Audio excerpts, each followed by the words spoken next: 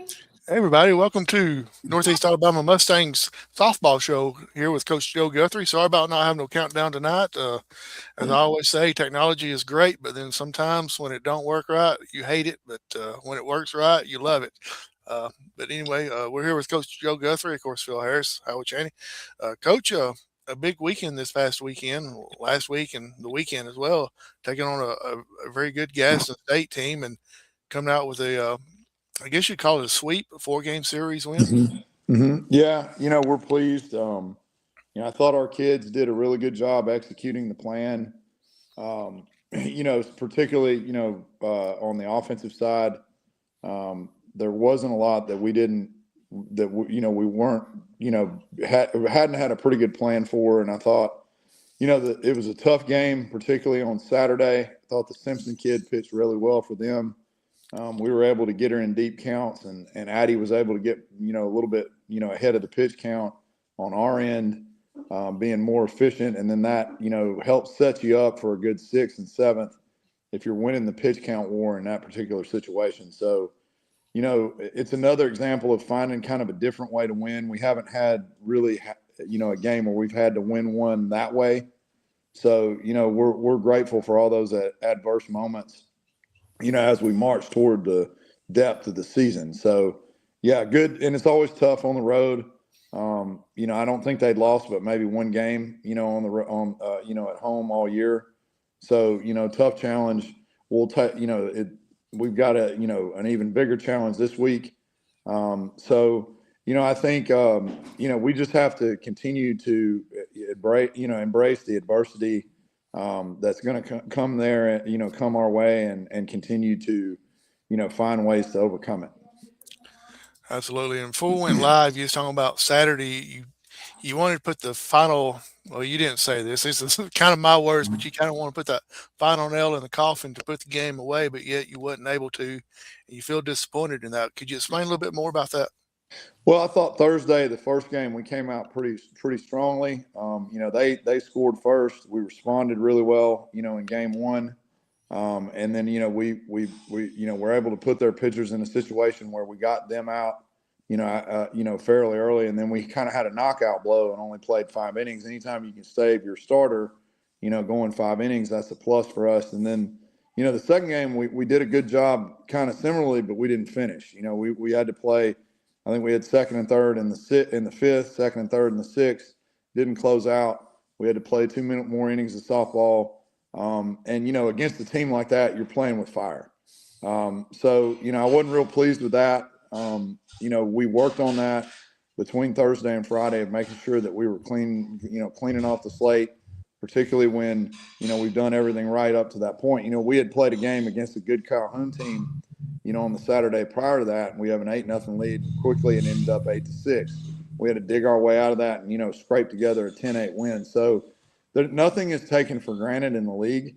I thought we did a much better job of when we had a chance to finish in both games on Saturday to do that, because you just never know. It's a very offensive game now. And when you give people outs and you don't take advantage of, of items like that, then that outcome can change pretty quickly. So I'm pleased, that we got a little bit better there. I felt like we still, we kicked the ball in the countdown inning, the last inning of the fifth. On Saturday, we've got to get cleaner there. We've got to get cleaner on our bunt execution. That's something that we were working on today in practice. All these things will matter as we go into the teeth of the season for sure. Um, Before I go into the stats and stuff like that, Thursday when you played Gas and State, that's first game I was able to go out and watch.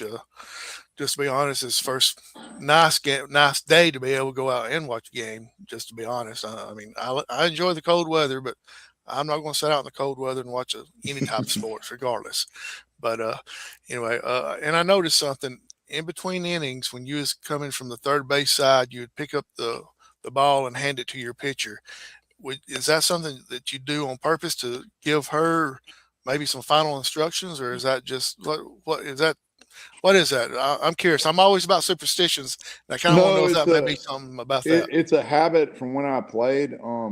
we never wanted our pitcher to pick up the ball because that's, in baseball, that's 9 times, if they're going full 9 or however many times they're having to do it, of bending down and picking up.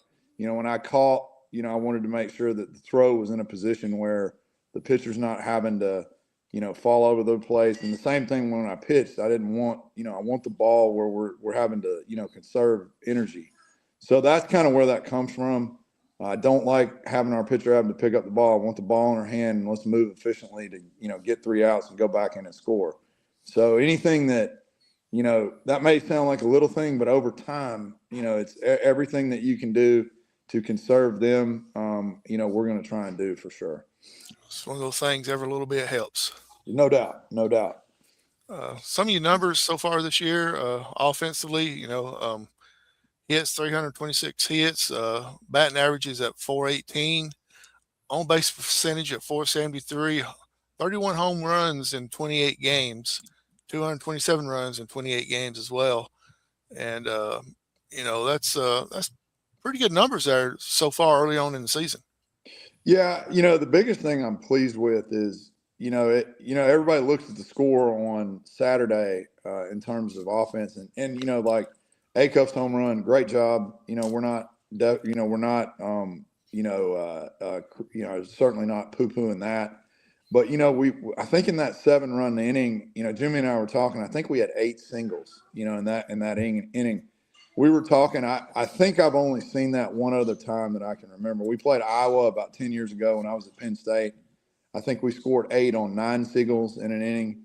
That's the only time I've done that. And again, the extra base hit numbers will always get the ink. I understand that. They're exciting. That's. But there were some tough pitches that they made that we were aggressive at the right time and kept the line moving. We kept the line moving with just not trying to do too much and just making the next person's at bat a little bit easier than the other one. So that's extremely difficult to do. If I were throwing front toss on the field, I don't know that we would get 8 singles in an inning. I think that speaks to the discipline, because again, a lot of times when they're singles, that doesn't mean that it's the most friendly hitter's pitch. At times we did a lot of good things with 2 outs, which we've continued to do throughout the year, and we did a very good job with 2 strikes throughout the day. Those little things help accentuate some of the numbers that you talked about, and those are the things that are going to be the difference between us continuing to win and win at a high level, going toward a championship or not. So, we've got to continue to stress those things in order to have good outcomes like we've had. One more number on the offense side, then we'll go to the defense. On 780 at bats, only 49 strikeouts. That basically means you're putting the ball in play. Yeah, it's a big deal. I mean, it was a particularly big deal in that first game. That was kind of an ace on ace type of environment. Simpson threw well. There were 2 numbers that I was paying attention to in my head throughout the game. One was her pitch count versus Addie's, and 2, the strikeout number. I think we won both of those, and that has a tendency, when you're able to kind of bleed her white, at the end of the game, it kind of becomes a war of attrition. She's turning circles. That comes to a point where we're going to see those pitches more times, and then you'll put up a crooked number like we were able to late. And it wasn't easy. It wasn't easy. I think we had Lowe scored on a ground ball go play, I think in the second. And, that was it, for about, the next 5 innings. So it was tough sledding. They did a nice job, made a couple of really good defensive plays. We made a couple of really good defensive plays. But, that's one way, in a late game, kind of an ace on ace environment that, will help you. But the ball and play piece, if you're winning the strikeout battle, especially in a 60-foot game late, you're going to give yourself a chance to win. So, we've been able to do that and not sacrifice power. It's hard to get the high slug, high runs, high extra base hits, and also low strikeouts. It's hard to get all that. And, a lot of teams will have high home run, high strikeout, or they'll have high average, low home run. So the ability to marry them up, I think a lot of that, is credited to Jimmy. I think the machine program that we utilize, getting pretty creative with being able to, see them see different pitches out of the same tunnel and have the ability to adjust to them also plays directly into a two-strike approach. So all of those things, are really valuable, and it's good to just see them continue to pay off. And we've got to continue to value those things to keep doing it for sure. Phil, I'll go over the defense real quick. Let Coach kind of respond to that, then we'll turn it over to you. Pitching, basically, all you got to look at is the ERA at 2.12 ERA, 13 shutouts so far on the year, and the opponent's batting average is 227. That's good numbers. Even though it is early in the year, it's still real good numbers. Mm-hmm. Yeah, I've been pleased that we've been I think we've been in the top 5 offensively all year. We're now somewhere around the top 12 in terms of pitching, and then defense has either been 1 or 2 the entire year. So it's hard to put all those things together. What jumps out to me is we're playing complementary softball, and it also allows you to do if one thing is not great. Like we weren't hitting the ball great in that first game on Saturday, but we held serve defensively. We held serve pitching wise. That allows your offense a chance to catch back up and do what we did at the end of that game. So that also means like I said, the first run we scored against them on Saturday wasn't anything that everybody's going to write home about, but it was just a little ground ball with a runner at third. She was breaking on contact. We were able to get that run in. So all of those will matter. As it doesn't matter as much, but it's a lot better going into a game like that as you're seeing zeros trade off when you have 1 and they have nothing. That gives you a little bit of wiggle room, and a lot of times you'll get those runs off something as simple as a down angle play at third. So I was pleased with that. Just finding ways to score. And defense has been that's a big deal for us, because you can have a good pitcher and we don't play great defense, and they're not going to show up as great as they could have been. And, obviously it's easier to play defense behind pitchers that throw strikes. And the 3 that, were involved this weekend did a really good job for sure. Phil? Okay. Well, Coach, I want to go back, and you speaking of defense, and I thought these 2 plays were crucial in game 1 and also in game 3. Was, of course, Addie's on the mound, and Gaston stayed in the top of the first inning in game 1 Thursday at Northeast. They got 2 singles off her, 2 pretty solid hits. Well, of course, naturally, you could tell the whole series you was not going to let Presley Slayton beat you. You wasn't going to give her anything to hit. Well, Addie walked her, so they had first and second with 1 out. Well, after that, Addie was able to coax a 4-6-3 double play to get out of that first inning with only 1 run scored. And then I thought in the bottom of the first inning, I thought a key in that was, I know late in the count, Chloe Hatch was at the plate, and they threw her a changeup, and she was able to steer it through the left side to get that inning started. And, of course, probably the most clutch player on this on this team is Kylie Weston. She comes up, gets a hit, then McCleskey gets the double and drives in 2. And I think that kind of took the wind out of Gadsden's sail when y'all took that 4-1 lead in the first inning. But I thought that coaxing that double play in that top of the first inning kind of minimized the momentum for Gadsden Tate. I thought that was key in that game. Yeah, I just, for us, we definitely knew the slug threat was Slayton. And after that, if Swan is a really good player, and she will get on a lot. She's a base stealing threat. She's not a high slug threat though. So, if those 2 are log jammed, then you're going to see the double play. You're going to see one of 2 things. You're either, if they're swinging, you're going to see the double play, or they will bunt in the middle of the lineup if they absolutely had to try and move runners. If Addie kind of was pitching the way that she was this weekend. And so either one of those cuts the propensity for the big inning down. The double play obviously is something that we work on a lot. We've got 2 kids that are really good at it. The third basemen are all good at it. Being able to run that one. And out of the beauty of our system is, when we are in certain shifts and depths, they know exactly what we were trying to do if the ball goes their way. So, the timing of it is key, especially in softball. And our kids have a big understanding of, what the primary out is and what the secondary out is.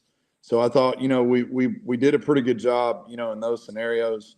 And I felt like, the difference, particularly in that inning and as the game progressed, and this kind of comes down to, scheduling, the margins when you play McLennan, the margins when you play, some of the teams that we played up to this point, when you've experienced that, you have understood what you can kind of get away with against really good players and what you cannot. And, one of the things that I saw, I think you could tell there was some frustration on their side of they had gotten edge pitches. Our kids did a really good job of shutting down, pitches that were on the border and then attacking pitches that weren't. And, I think a lot of that has to do with just what we've experienced. And, I expect Gadsden will learn from, kind of how that didn't go this way, because it is a game of edges.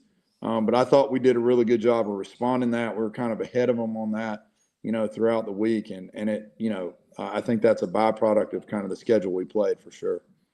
Yeah, definitely. So, they're going to get a lot out of this series because, they're a good softball team. But I don't think they had seen what they had to see over the weekend. And, it was frustrating for them. You could tell it was. Mm-hmm. Well, Coach, in that, also in Game 3, when you were up 1-0, I think it was the top of the fifth. Well, Addie pitched around Slayton again, loaded bases out, and then the hitter hit into a 4-6-3 double play. That kept that 1-0 lead. And I think that right there was key because it kept the momentum on your side.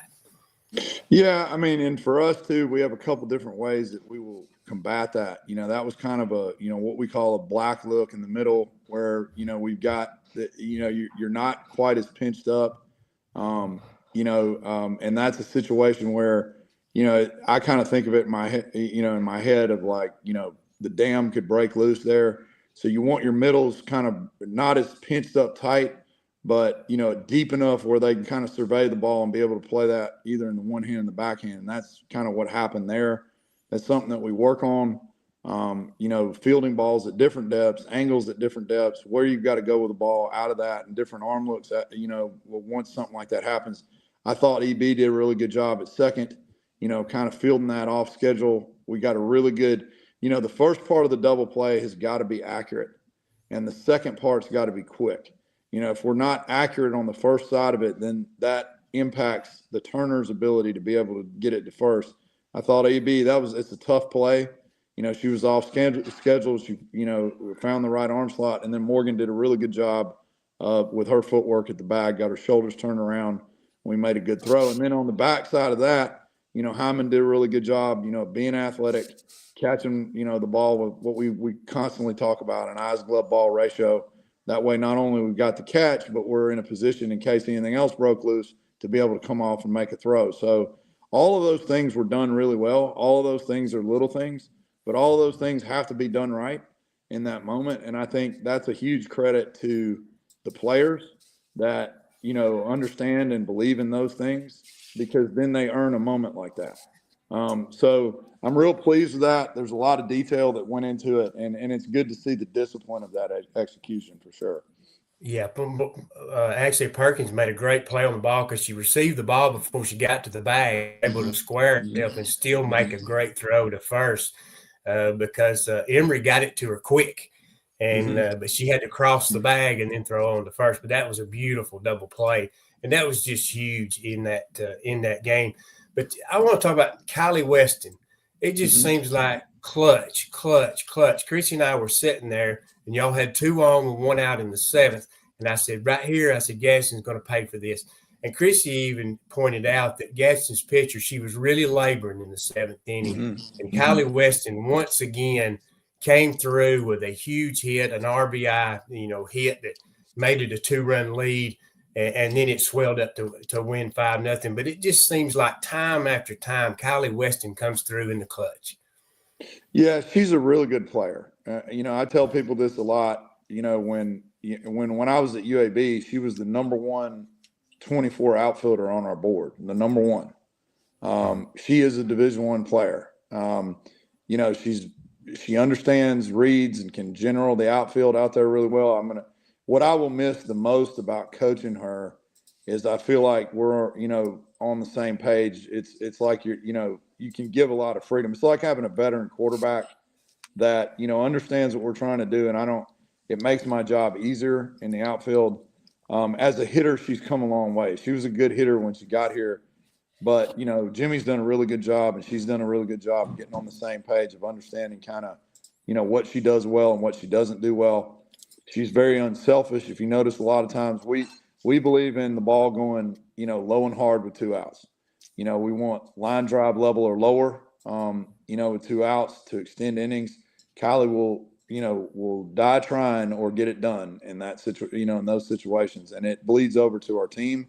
She's become a lot better at, if she's in a deep count, being able to work her way into either a hit or a walk, which was not something she was great at a year ago. So, all those things are really good. We're continuing to build the bunt game with her because it's been good at times. But if she can improve that, it just gives her another weapon to go to in terms of consistency. So, but she's an exceptional player. She plays hard all the time. She practices hard. So I'm just really pleased to see her, kind of everybody's seeing what we've seen for a while, that she's a pretty special player for sure.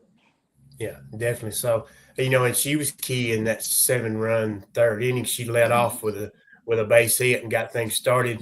And of course, Marty McCleskey, she had 2 hits in that frame when you was talking about all the singles. And she's extended her hitting streak to 28 straight games. That's remarkable at the college level. Yeah, she's got a unique. I was talking on a show earlier today. It's unique how much plate she covers and how we talk about three basic mechanic things with our hitters, when we really break down to brass tacks, and that's the ability to get hinged, the ability to control the out move, and the ability to turn behind the ball. And the third part for her is exceptional. When she turns, it's a close, quick arc, short angle, and she really, really covers a lot of plate. She's, it's kind of a unique, very athletic, rangy body type, and she does a really good job of adjusting up and down, or in and out. And a lot of that is because of how much plate she covers with a really quick, tight turn. And, with that, it has a lot to do with why she's having success. The big thing, that I'm pleased with is her decision-making has improved and her confidence has improved. I think Jimmy, again, deserves a lot of credit in that, from where she was in the fall to now. But again, like I've said, I think before on this show and others, I've known her family my entire life, know what she's made of. And, I'm not surprised at all, with the type of success she's having for sure. Happy for her doing it. Yeah, definitely. So, and another one that, kind of stands out, and I thought sometimes maybe people don't notice, is your number 9 hitter most of the time, and that's been Lorelei Sullivan. She's hitting about 600 from the 9th spot. That's huge, getting back to the top of the order where Chloe Hatch is batting with somebody on base more often than not. Yeah, Lo she's a pretty special player too. And I don't think she knows how good she's going to be. She's picked up a little bit more power this year.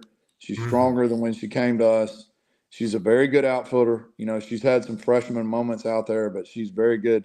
Lo could play in the dirt for us if she wanted to. She's a pretty good athlete. She's got the bunt game. She has the speed game, and she's not, you can't sleep on her deep because, the doubles, triples, and even a couple home runs are there.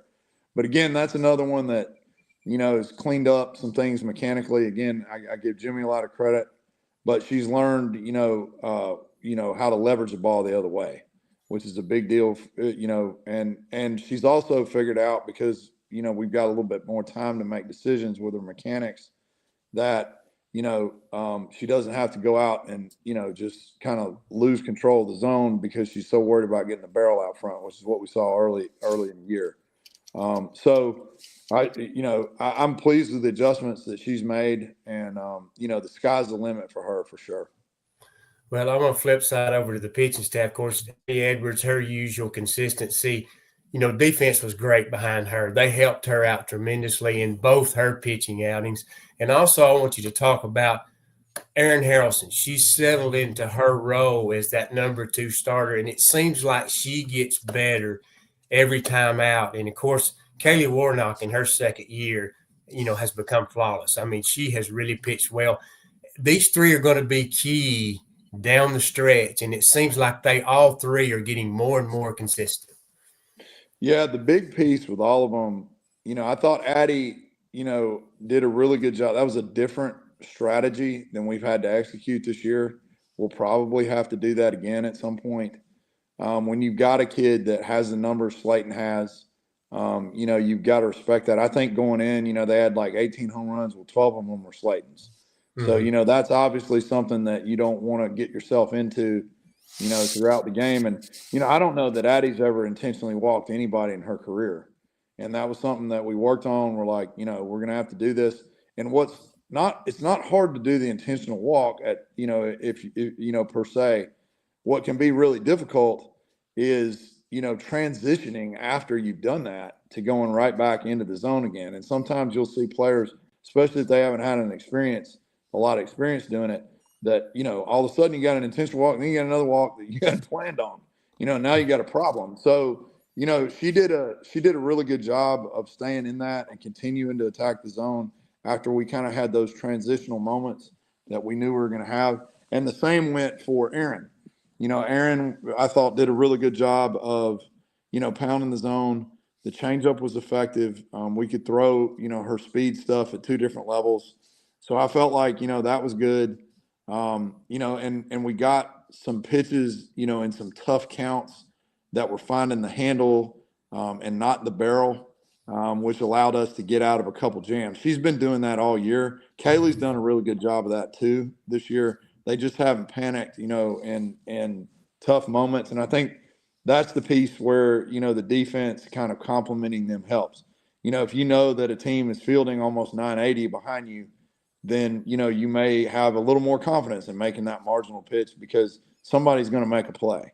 So all of that kind of feeds onto itself. I thought Kaylee's done just a much better job of, the curveball we knew has been a really good pitch, but she can double up that changeup. And when she's got that and the curveball going, she's very difficult, especially if we're not using her except for maybe a 2 to 3 inning, interlude between Addie and her. But obviously she's proven throughout the year she can carry it, longer than that if she needs to. So they're doing a good job. They're complimenting one another. Defense is playing well behind all 3. And just really pleased. I thought Courtney had some really, really good, pitch calls at times when we need them. And she's utilized the timeout really effectively throughout the year. And that just comes from, she's been there and done that. That's veteran experience in your pitching coach. So, very pleased with all those elements coming together. Yeah, and I guess, and Courtney does do a great job of that. And of course, you don't want miscommunication. And of course, she uses those timeouts, face-to-face communication, so that everybody stays on the same page. Yeah, it's been a little bit different for us this year. We've kind of our signage, has always been, out of the hand, and we have a pretty intricate system of how we use that on defense and with pitching. And this year was the first year we invested in the pitch comm. It's been out a year or two. And so we've had to integrate that into, the conversation between the catcher and the signal caller. And it's gone off pretty well. We have some catchers that like doing it better than others.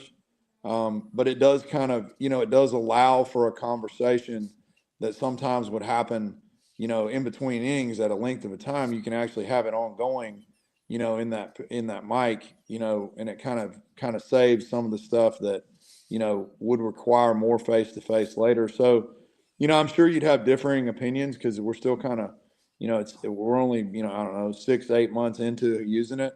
But I've enjoyed it from a defensive side because some of the conversations they're having are good for me to pick up on in terms of being able to, shift or make this call, because I have a better understanding of kind of what they're doing, because you can hear it a lot better other than just a hand or arm signal. So, all that's really good. And I think she's been a really good, mentor and communicator for our pitchers. Yeah, definitely in that. Well, Coach, kind of want to look back. It's impressive. Of course, it's being 8-0. It's still a long way to go. But the thing is, you're 8-0 right now, and you played against two solid softball programs. Calhoun is very good. So is Gadsden. Outside of playing Northeast, they're both 3-1 in conference play. So these two teams you just beat are not slouches. Yeah, I mean, the challenge for us, and again, like I said, I kind of think about that last Calhoun game as kind of how you need to go into conference all the time. You know, you're up 8-0 in the fourth, everything looks good, and then it's 8-6, and then we got to fight out of that to get to 10-8 and win the game. And that all happened in a matter of really minutes. So you just don't know. I think any team we play in the conference is capable of doing that. And you just never know. So if you get opportunities to get ahead, you better take them. And if you get opportunities to finish, you better take them because it certainly hasn't been just a walk in the park. Every single game, doing this, and it certainly will not be this week against a good Wallace State team for sure. Yeah, definitely. So, well, Coach, it's spring break this week. Does it kind of mess things up a little bit? Are y'all able to stay in a pretty good routine? No, we go a little bit earlier. We went earlier this morning. I thought, is fine because it kind of gives them a little bit of time on their own. We don't want them to do. We were able to do, kind of sit down and do some things that we don't have a lot of time to do as a team. In the circumstance of film work, we were able to see that a good bit, and kind of ease into the week a little bit. Tomorrow we'll ramp up a good bit, and then Wednesday will be even tougher. So, all those things, we've kind of mixed Monday up a lot the last 3 or 4 weeks.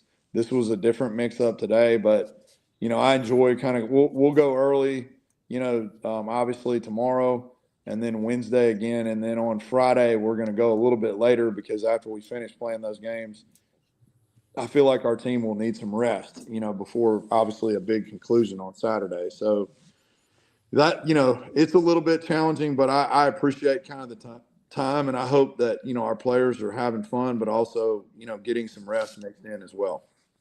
Yeah, definitely. So, well, Coach, coming up, I know you got 9 teams in the conference, so you have open weeks. Like Southern Union didn't play anybody last week, I don't think. Gadsden State does over the next weekend. During your open week, you're not scheduled for any games. Are y'all looking to maybe put together a series because you had 2 rainouts, or are you just going to take the week off? We'll see. I mean, we'll Yeah. see. It kind of depends on, where we are, in terms of I don't think that necessarily breaks are bad because it's not like that's a break before we get to conference tournament. That would concern me more than, a break. And then we still have the Shelton series, which will be a big series. And then we go into conference tournament. So, it's a lot, 32 games, like I've said before, in 9 weeks is a lot, especially when every single one of those games is conference and every single one of those games matters.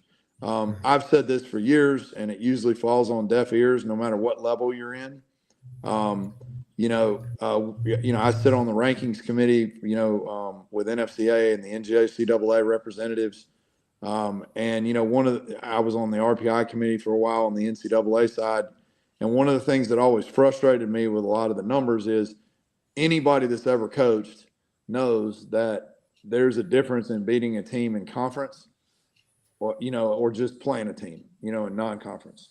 And so, it would be not, it would be nice to weight those a little bit differently. I know, baseball on the NCAA side is weighted that a little bit more with conference and on the road at times in different years. But yeah, those are things that, we're always kind of looking at in terms of, weight and merit numbers in the game for sure. Yeah, I definitely understand that. Well, Coach, I want to talk a little bit about rankings. Then we want to talk a little bit about Wallace. Of course, Northeast number 2, Grayson's number 1. Now, all of a sudden, we've seen McLennan move back up to number 5. And, of course, you saw those guys earlier in the year. Is Grayson and McLennan, are they in the same conference? Yeah, and they will play at the end of the year. The very last series of their last regular season contest will be that 4-game series with those guys, which I expect that to be a pretty, a dogfight. McLennan is a really good team. We happen to win 3 games against them here, but to me, I think they're ranked where they should be, maybe even be a little low. They're a really good team. So that'll be an interesting series for those guys, going forward. Because I have not physically seen Grayson. I've heard some things. I know they're a really good team. They're well coached. So that'll be a challenge for both teams. And I'm glad that they are in the same league, because it'll be good to see where that, goes to get a head-to-head, going forward for sure. Definitely. So I understand that.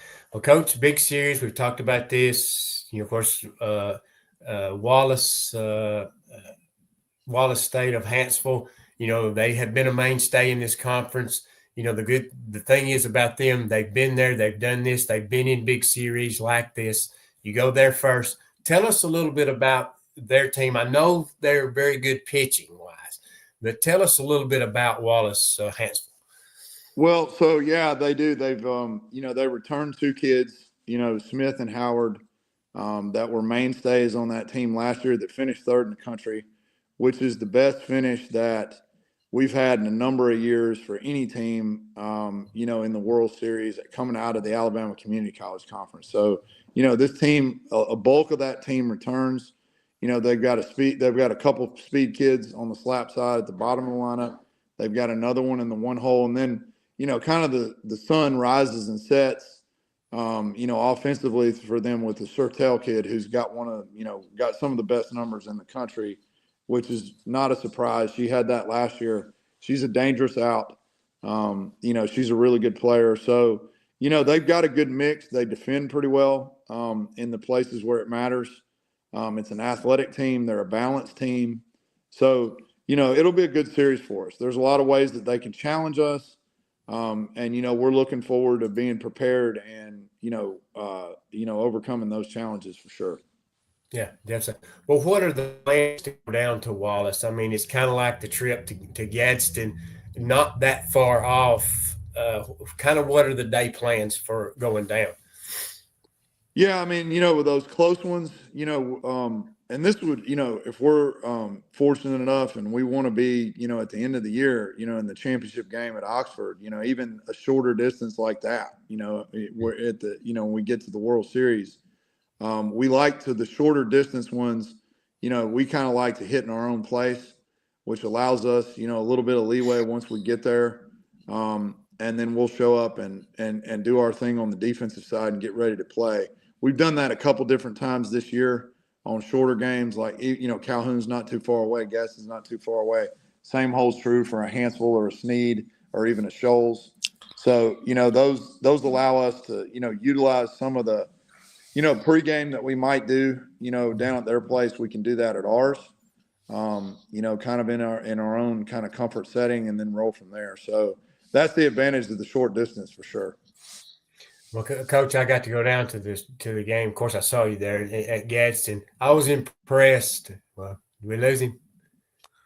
I think you got a phone call or a text. Yeah, probably did. Can you guys hear me? Yes, sir. Okay, sorry about that. Yeah. Oh, that's fine. Of course, I was able to make it down to Gadsden. For one thing, I wanted to see Gadsden play, and I wanted to see their new complex. And, of course, I wanted to see our road game because most of the time I'm in the booth and don't get to really watch a whole lot.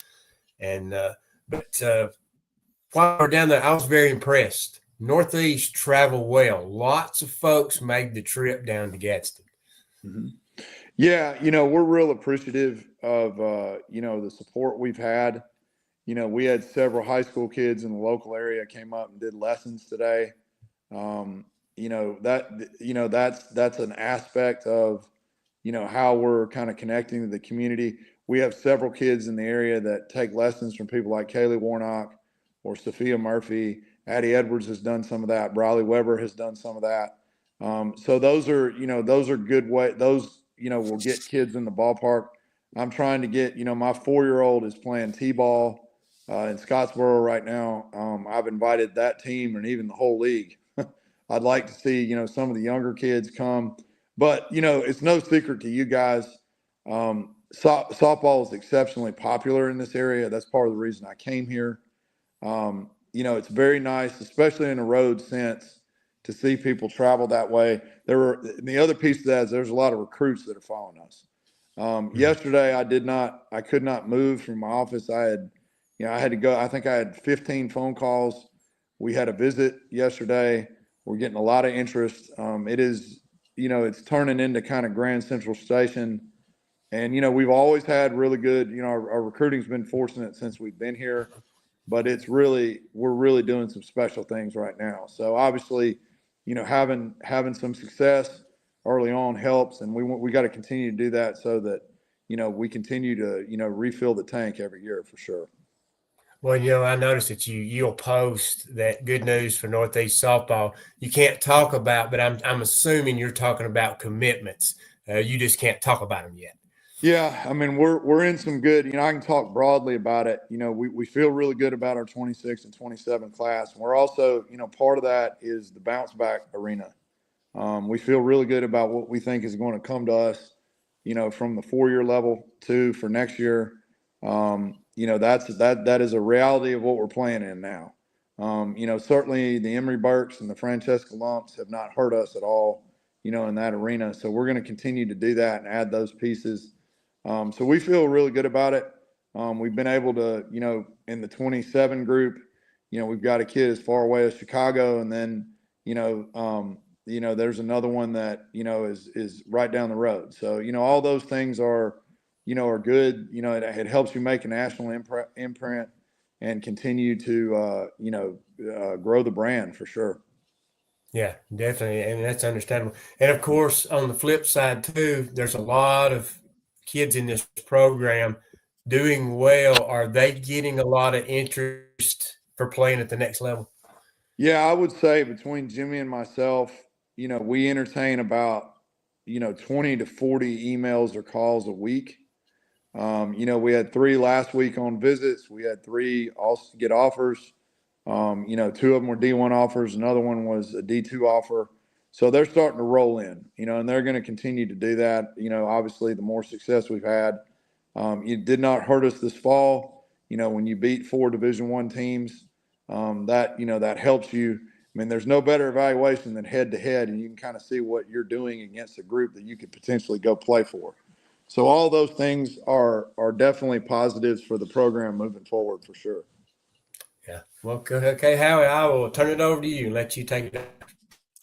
Coach, does it finally feel like softball season after all these crazy temperatures going up and down? Does it finally feel like you're in softball weather now? Yeah, this morning we went early, and it still hasn't gotten where you're consistently like, hey, it's you feel fine. I think you guys, I know Phil's probably in a sweatshirt. I'm in long sleeves, so we hadn't flipped that switch yet. But we were out there today, and it wasn't bad. It was funny. I was on the phone with one of my really dearest friends that I played with, Dan Siegel. Love to give him a shout out on the show. He runs an organization called the Corvallis Knights out of the West Coast League out in Portland, Oregon. And I was telling him on the phone, I said, what it feels like here today is how your summer feels like, in terms of temperature. You get that kind of out in Oregon in the summer, you get a lot of that kind of like 60 and breezy. And it's really, if you're used to the South in the summer, it's a welcome change. But for me, I'm kind of ready to see that, 80, 90. I don't have to worry about sleeves type of deal. So we're getting there. It's better than it was last week for sure. Well, Coach, I say here at what I got on was Rock City. Me and my wife went to Rock City today, and it was cool and breezy. So we ended up having to buy sweatshirts to survive. So got cloudy and cool up on the side of that mountain. Yeah, and as you know, if you go up there, you can be in Chattanooga and go up there, and it's 10 or 15 degrees cooler up on top of that, on that mountain for sure. Yeah, definitely. So, Phil talked about the support that you had down at Gas, and you also had a lot of kids or a lot of interest. Well, actually, kids. I think the soccer team came out and watched game 1 Thursday afternoon. And it seems like that more and more of the kids from the college is starting to come out and support y'all. Yeah, Dr. Campbell's done a really good job of creating an atmosphere, that is not just, it's not just softball. We've got two students that are on managerials or on mascot scholarships, that do the Ridge and the Easton, mascot characters, which is cool. It makes it feel like it's kind of a minor league type environment or a bigger school environment. Tom Shanklin and his guys have been awesome in terms of, Tom helps us out a lot with facility maintenance. He's been a total team player as the soccer coach, and it's cool that his guys come down there and kind of create a raucous environment for us. So, I've been able to come out to, I think, 3 soccer games here recently. Jimmy and I, that's something that we definitely want to continue to support those guys. And, the games that he's having right now, their seasons are kind of reversed for us. They're doing kind of what we would do in the fall right now, but we've had good crowds, out there, and that's going to be a fun event for people too. Just being able to see, what soccer brings to the college and the atmosphere. Jimmy and Tom and Dr. Campbell all deserve a lot of credit for the signage and the locker rooms, that we've seen spring up with soccer and, cross country, track and field. John's done a really good job of that program as well. So, a lot of big things are happening, at Northeast, and we're excited about it for sure. I'm going to ask you this. It's probably a question for Jimmy, but as I was there watching Thursday, I noticed Jimmy had paper and pencil and taking notes and all that stuff. What is he actually taking notes of? So we have a system that we call the Blueprint that he and I learned a long time ago from Bobby Pierce, who's a Hall of Fame baseball coach at Troy. Many people in the state know who he is. Jimmy and I had a long relationship with Coach Pierce, and he's the one that showed that to us really early on in our coaching career. And so it's kind of the game within the game. If we get a leadoff runner on an offense, that's a +1. If you move a runner at second, that's a +1. Conversely, we throw to a wrong base, we give up 60 feet somewhere on defense, that's a minus. So at the end of the day, he's tallying all of that.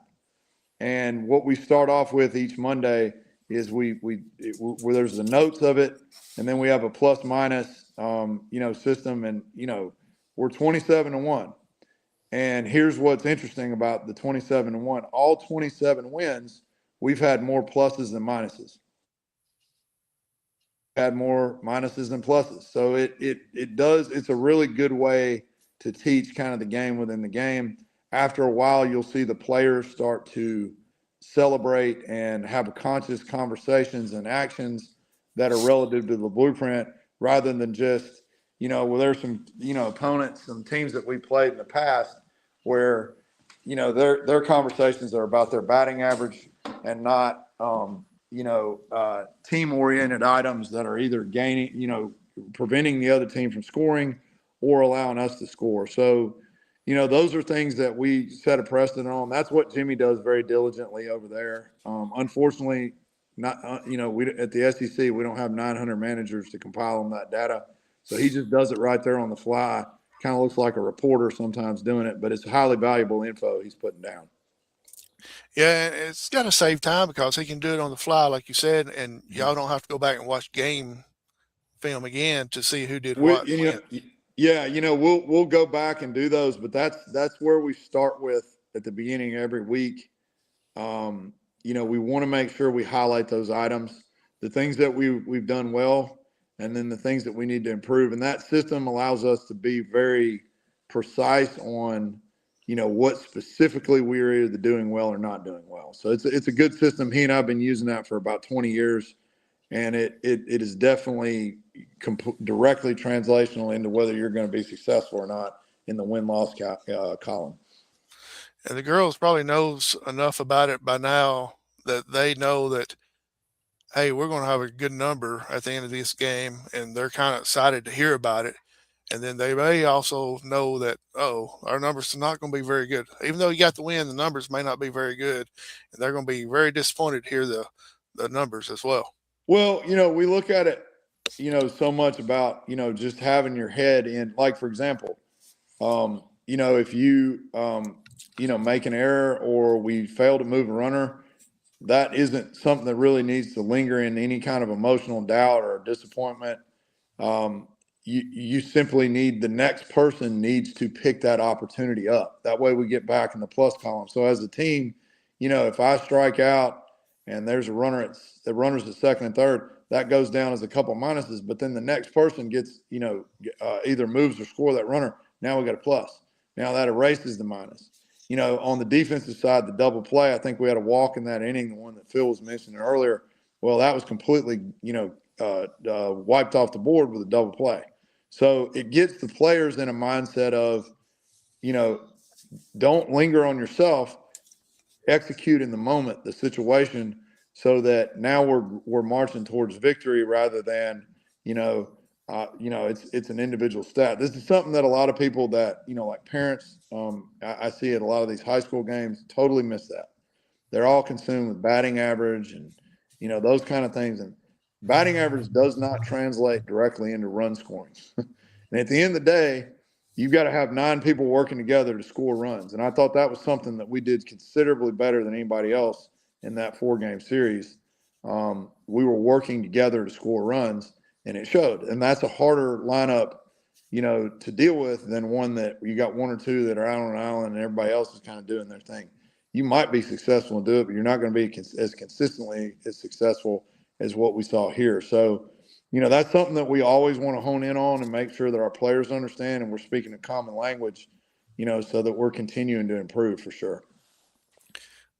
Absolutely. And we kind of spoke on this our last show, but I'm going to touch on it just for a second. You go to Wallace on Thursday, then you got them at home on Saturday. Would you rather play the first 2 games on the road or at home? Don't care. It doesn't matter to me. There's challenges. We're going to play them both either way. So, there will be challenges that you have to deal with at home, and there's challenges that you have to deal with on the road. I think that, we've talked about that in terms of, how we start and how we finish, because I think those are the most obvious challenges that you have to face, in those different venues. But I think one of the things that our team's done a good job of on the road is, not really worrying about, the external factors. The factors that matter are, if we're on the road, we have a good offense. Let's take that opportunity to score early so that now our defense and our pitchers come out with an advantage. And so that they've embraced that pretty well. That's the key, I think, is your start on the road to doing well. And then, it just flips, on the home side. We still want to start fast. We don't have the ability to score runs right off the bat because we're, in the field. But then the closeout becomes really big, on the home side. And there are different challenges. We were talking about in situations last week. Austin McNeese and I were having a conversation about, we had a game-winning run, kind of a generic scenario, and she made a good, when do I let this ball go as a redirect, or when do I cut it? Because that winning run is behind me. Those are good things that you've got to practice, because they're going to come up, and they're going to come up, and they're going to come up. So, all those things are good, to make sure that you're war gaming. But, it's a big challenge when you've got 2-2, because there's a lot that can happen in 4 games. A lot that can happen in 4 games. And our big goal is just we've got to play 28 complete innings. That is the goal, and that starts from inning number 1, pitch 1. So, it'll be an exciting week, and we're looking forward to this. But if I had to guess, you'd rather have 20 innings instead of 28 innings. Yes, I mean, there's no doubt. If that's the way it shakes out, and we, have the ability to put the foot on the neck. Sometimes you don't. That game on Saturday and game 1, we never were going to have an opportunity. That's one of those what I call, high margin or type of deal, where it's 1-0. That game completely changes how you're doing things on terms of pitching moves, defensive move, what you have to think about as the most important deal that you're dealing with. The most important thing was it's a 60-foot game at that point, not one where we have a lot of margin error. So we got to execute and defend the short game. We've got to run the bases precisely, not that we don't always. and we're going to push things, and that because every run matters, at that point. So, those are just lessons and understanding, how games change and momentum changes in games, is very key on, whether you're going to be successful consistently or not. Absolutely. And kind of like you said a while ago, you don't care when you play, you just want to play. No, and we know, as conference, there's a very tight, you're going to play the 4 games and 2 are going to be home and 2 are going to be away. So for us, we just take them as they come and then go from there. Phil, you have anything else for Coach? Let them get out here a little bit early tonight because it sounds like it's been a busy weekend with them. No, and, I think I think we pretty much covered everything. I think things going pretty good so far, Coach. And I keep this team just gets a little bit better each time out, and of course, and Jimmy said, when I talked to him a couple of weeks ago, I think it was last week, he said we've got to finish game 2, and of course, a better job of Saturday. So that's a big plus there. And that's something that needs to happen because that might be the difference in winning a World Series. Sure. Yeah. And, right now we're just focused on, putting ourselves in a position to win the conference, and that can change, and as you say, those moments, this is the time of year that you've got to be, very, very aware and adjustable on those moments late, because they're going to keep happening, and you've got to see what you're doing well and what you're not doing well, if you're going to have a shot at a championship for sure. Coach, I'm all about the numbers, and we're going to close out with some numbers real quick. 27-1 record, 8-0 in the conference, 7-0 in the division, with a 8-game win streak. And what's real impressive to me is these last couple numbers is 15-1 at home and 12-0 on the road. And you got to be ecstatic to be 12-0 on the road. Yeah, I'm glad that I'm glad that the numbers, are pretty close to mirroring each other up. That's good, because to be a championship team, you've got to do both. You got to defend your turf at home, and then the road thing has a lot to do with mental toughness. It has a lot to do with mental toughness. This group has some mental tenacity. I think there were times where I've seen us play even better on the road with adversity. The Vol State game, when it was freezing cold, things didn't start out very well, and we ended up turning around and run ruling a pretty good team, at their place. Gadsden's a tough place to play. They're a good team, and, I thought we responded pretty well to that environment. So, they've done a good job of locking in to execute what, the game tells you, and not external noise that doesn't matter. And that there's a lot of external noise, there is sometimes at home. If you let it distract you, usually it's for you. But at the end of the day, you've got to lock in and go where you need to go for sure. I was fixing to ask, do you feel like it's the road games are a little bit easier to play because you're not at home? You don't have other temptations to take your mind away from the game. You're on the road. You're focused on what you're going to do. It's all business. I think one of the biggest things that's helped us is, as dynamic as this offense is, and you have to pitch it us right away. A lot of times we'll start that, we'll score early, and that puts the team right away in a hole. So that's been good for us, and we've got to continue to do and value the things to allow us to score and not miss opportunities, particularly early. So, those are, we just got to continue to, execute that and be aware of it. So, because it'll come again, and then respond accordingly for sure. Coach, sounds good. We appreciate your time. And of course, we're at the end of the show here, and we always allow you to give shout outs to whoever you want to. Yeah, I appreciate just appreciate you guys having me on. Appreciate all the support we have from our administrators, starting with Dr. Campbell. And, we expect a good week this week, and, we'll have a lot of recruits there, and, we're really excited about it. So, it'll be a big opportunity for our program, and, the school moving forward. You said recruits are going to be there, and I know you're talking about at Northeast, but have you ever had recruits come in and watch you play while you was on the road? Yeah, we had that this week. There were multiple recruits of ours that were at Gadsden. That's always good to see because they're traveling with you. I think we'll have that again this week at Wallace. So pretty excited about that for sure. Cool. I didn't know if that just went one way or went both ways. So, Yeah, Ben hasn't always been that way, but we've had real good travel, this year for sure. good. Well, Awesome. the good thing going on right now, Coach, is that bandwagon's getting bigger and bigger. Folks are starting to jump on it, but that's great to see. I mean, Yeah. that just brings in new fans and brings in a lot of interest. And like you say, softball is so big around here anyway. It's easy to latch on to Northeast. No doubt, and that's a good sign, and we're going to continue to fuel that flame for sure. Coach, we appreciate it. Best of luck this coming week. I know we always say every week's a big week, but this time of year when you're in conference play, it is a big week for you. Yeah, we're looking forward to it. So thanks for joining us, everybody. Phil Harris, Howard Chaney, and this is Coach Joe Guthrie of Northeast Community College Lady Mustang softball, ranked number 2 in the nation. Is that correct? In the nation. Yep. And they're hoping to keep that momentum going as they go to Wallace this week, and have a Wallace on Thursday and Wallace at Northeast on Saturday with Wallace as well. So come out and support them this week. It's supposed to be a nice game or a nice day. Yeah, no doubt. No doubt. Weather should be good. And I think, in it, Coach, the games are at 2 and 4. Yes.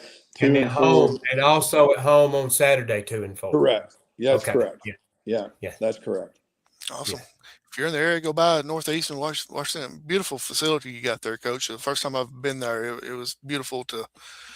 Only thing I think that you may have to end up fixing at the end of the year is that pole there right next to your dugout that holds that net up. It took a beating on those 2 games that I was there Thursday. All those foul balls that way. Yeah, no doubt. We're very fortunate to do what we do at our place, and again, I think Dr. Campbell, Nathaniel Ledbetter, and many others deserve credit for setting that up for sure. So, but thanks for joining us, everybody. Good night and God bless.